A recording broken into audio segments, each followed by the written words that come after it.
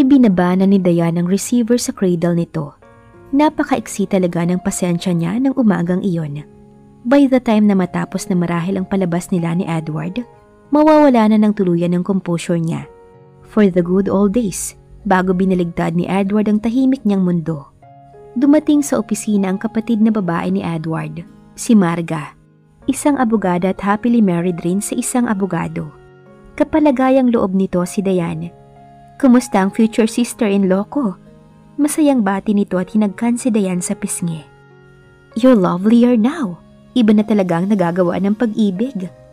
Hindi kaagad nakakibu si Dayan. Paano nalaman ni Marga ang tungkol sa pagpapanggap nila ni Edward? At ang pagbati nito, tila hindi alam nito na peke lamang ang lahat. Tila totohanan ng pagkakabalita ng babae. Gusto mong kape, Marga? Tanong niya. Yes, please. No cream. Noon lumabas si Edward at masayang nagbatian ng magkapatid. Alam na ba ng ating pamilya ang tungkol sa inyo ni Dayan? Tanong ni Marga kay Edward. Ako na ang bahala doon, Ate Marga.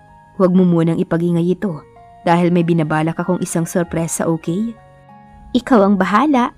Alam ko namang ipagmamalaki mo si Dayan sa ating pamilya at ngayon ka lang yata tumama sa choice mo ng babae. I'm sure she will be a good wife and mother. Boto ako kay Dayan, all out. Ngumiti si Edward. Totoong hindi niya inaasahan ang tagpong ito. Niyaya ni Marga si Dayan para mag-lunch at hindi nakatanggi ang dalaga.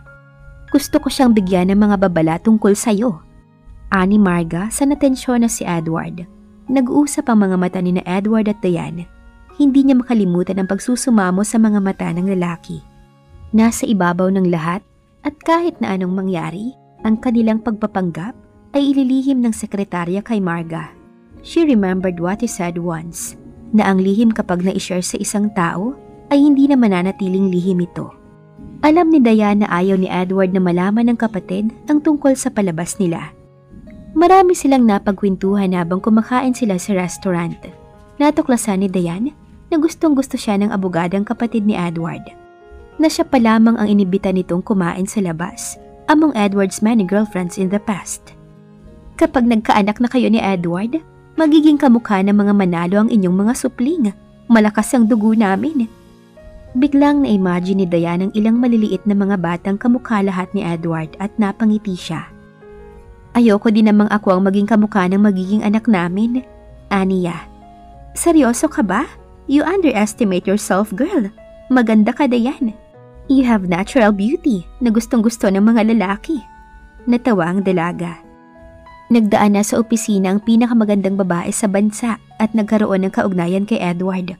Wala na akong ilusyong natitira, Marga. Inalok ba ng kasal ng kapatid ko? Hintayin mong makita ang mga ito after 10 years. Mawawala na ang kinang nila. Pero ikaw, at the age of 50, you will still pass 35. Thanks for the compliments. Huwag ka lamang magsusuot ng kulay abo o itim. Nakakatanda ang mga kulay na yan. Iyan nga ang madalas na sabihin ni Edward. Gusto pa nga nitong ipamilya ko ng mga damit eh. At tinanggihan mo marahil. If I know you, kaya pala gusto kanyang pakasalan. Kahit mayaman ang kapatid kong yun, hindi magasto sa pera. Kung nalalaman lamang ni Marga, ang libu-libong ginastos ni Edward sa mga roses. Naramdaman na lamang ni Dayan na hindi siya maaaring magsinungaling kay Marga. Hindi magugustuhan ni Edward ang gagawin niya. At marahil ay baka tanggalin siya nito sa trabaho. Ngunit mahalaga kay Dayan na huwag linlangin si Marga. Itinuturing siya nitong kapamilya at isang matalik na kaibigan. Ayaw niyang magsimula ito sa isang kasinungalingan. Ibinaba ni Dayan ang kanyang tinidor sa pinggan. May sasabihin ako sa iyo, Marga. Kahit na baka tanggalin ako ni Edward sa trabaho. Naging very curious naman si Marga. Sabihin mo sa akin, walang labis, walang kulang. Ako ang bahala sa'yo at hindi malalaman ni Edward ang ating pinag-usapan. Isinalaysay ni Dayan ang tungkol sa Akiro Computer Programming, sina Akiro Cruz at Sandy at ang kulay apoy na diamond ring na suot niya. Akala niya ay hindi naintindihan ni Marga ang lahat dahil nanatiling nakangiti ang abogada habang nakikinig ito. Ngunit pagkatapos ay nang hinayang ang abogada dahil hindi pala magiging totohanan ang pagpapakasal ng dalawa. Do you love my brother, Dayan? Biglang tanong ni Marga. Si Edward? No. Kung ganoon, kailangang turuan mo ito ng leksyon. Anong gagawin ko? Mag-shopping tayo. Bibili tayo ng mga damit, sapatos, bag, accessories para sa wardrobe mo. Wala akong pera, Marga. Gamitin mo ang credit card niya na authorize mo namang gamitin ayon kay Edward. Ayoko, parang nanakawan ko to. Pinabibili ka nito ng mga damit kamo. So gawin mo. Kahit na mag-shopping tayo maghapon, mas mahal pa rin ang singsing na suot mo. Wala akong ideya kung magkano ito. Ayaw sabihin sa akin ni Edward. Naging mapilit si Marga. Dinala nito si Diane sa beauty parlor. Pinaputulan niya ang hanggang bewang na buhok nito ng kaunti. Hanggang balikat para huwag daw itong magmukhang probinsyana. Pinaturuan ang tamang pagme-makeup. Alalang-alala naman si Diane. Ako ang bahala, ani Marga. Alam ni Edward na kapag ako ang kasama mo, aabutin tayo ng maghapon. Nang mapadaan sila sa isang art gallery, may isang painting na kapwa nila nagustuhan. Isang seascape kung saan umahalik ang mga alon sa isang mabatong dalampasigan.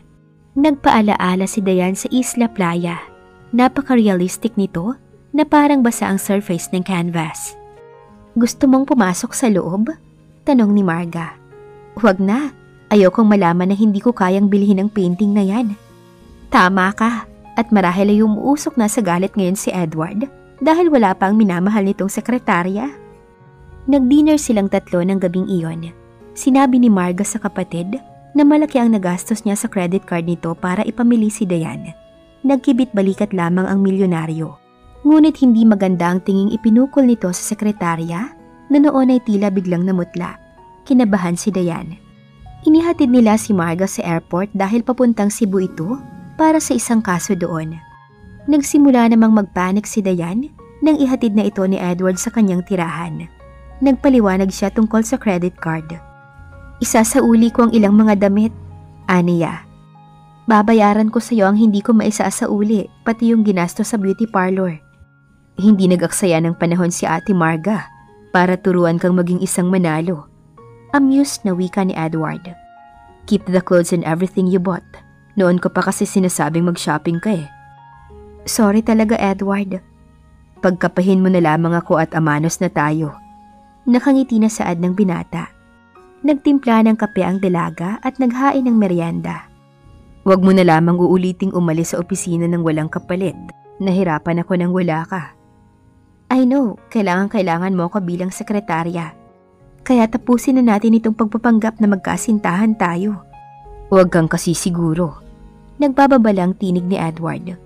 Don't forget that you're wearing my ring. Huwag mo akong babalaan na baka seryosohin kita, Edward. Walang panganib, alam ko. Dahil isang napakahirap na kapalaran ng magpakasal sa'yo. She intended it as a joke, pero tila hindi ito nagustuhan ni Edward. Wala pang nakapagsabi sa akin ng ganyan, Diane. Ikaw pa lamang at palalampasin ko ito sa ngayon. Parang nakasasakit na katahimikan ang tinig ng lalaki. I was only joking. Pikon ka pala. Hindi sila naghibuan ng ilang sandali. Ang malas mo talaga, Edward. Anong ibig mong sabihin? Hindi ka marunong magmahal in the true sense of the word. Pero ako, at least minsan ay nagmahal ako ng tapat. At ako ay minahal din ng tapat. Oo nga pala, ang boyfriend mong nawala na nasa larawan. Was he a good lover? Ano nga pala ang pangalan nito? Jonas. Walang nangyari sa amin pero mahal namin ang isa't isa. Hinintay naming makasal muna sana kami. You mean, hindi mo na ibigay ang sarili mo sa kanya? Nagtataka na tanong ng binata. It's none of your business, pero sasagutin kita. Hindi. Tss, what a waste of time. Napailing ang milyonaryo. And then kumilos si Edward. Biglang-bigla kaya hindi nagawang kumilos ni Diane. Bago niya napansin ang balak ng lalaki, nahapit na siya nito palapit sa kanya. Humaplos ang mga kamay ni Edward sa braso niya at nag-init ang mukha ng dalaga. Binalak niyang kumawala, ngunit mahigpit ang pagkakahawak nito sa kanya. Anong ginagawa mo? Bitawan mo ako, Edward, and leave me alone. She found it difficult to breathe with him so close to her. Marahang dumampi ang labi ng binata sa labi niya. Hindi ka talaga titigil hanggat hindi mo nakukuha ang isang babae, ano? Hindi. Because of that, isa kang hamon sa akin, Diane. Palagi mong ipinahihiwatig sa akin na untouchable ka, ngunit hindi ako naniniwala. You are vulnerable and human, like everybody else. Nagkakamali ka. Feelings don't die with the loved one. Nahihimlay lamang ito. Hindi ikaw ang magpapatunay nito sa akin. Binitawan siya ni Edward. Tama ka, at tama rin ako. Ikaw ay isang parang malamig na makina na walang pakiramdam. Isang kaso ng puppy love at akala mo'y kung sino kang expert para sabihin sa mundo kung paano ang magmahal. Dinampot ng lalaki ang kanyang jacket at tumayo. Malamig pala ha? Galit na galit si Diane. Humanda ka, Edward, dahil may leksyon kang dapat na matutunan. Wika ng dalaga. Nakatayo sa gitna ng living room si Edward. Inihagis nito ang hawak na jacket sa isang silya at humalukip-kip. Tuturuan mo ako ng leksyon? Go ahead, at handa ako sa nais mong gawin. Wika ng binata. Tumawid sa sala si Diane, huli na para umurong. Naibigay na niya ang hamon na tinanggap ito ni Edward.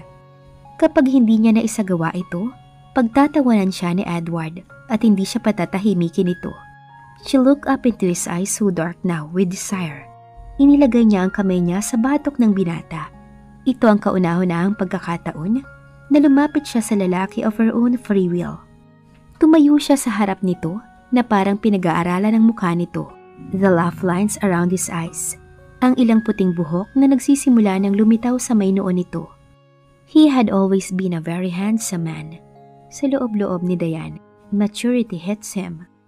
Alam ni Diane na kahit umabot na sa 55 years old si Edward, ay madadala pa rin ang ilang kababaihan sa milyonaryo. May mga putika ng buhok. Bulong ni Diane. Tumaas ang kilay ni Edward. Stop the dilatory tactics, Diane. Akala ko may ituturo ka sa akin. She breathed deeply bago tumingkayad ang dalaga. Hinila niya pababa ang ulo ni Edward at hinalikan niya ito sa mga labi. Hindi kumilos si Edward. Hinayaan niyang halikan siya ng dalaga. Kinalimutan nitong he should be the conqueror and not the conquered.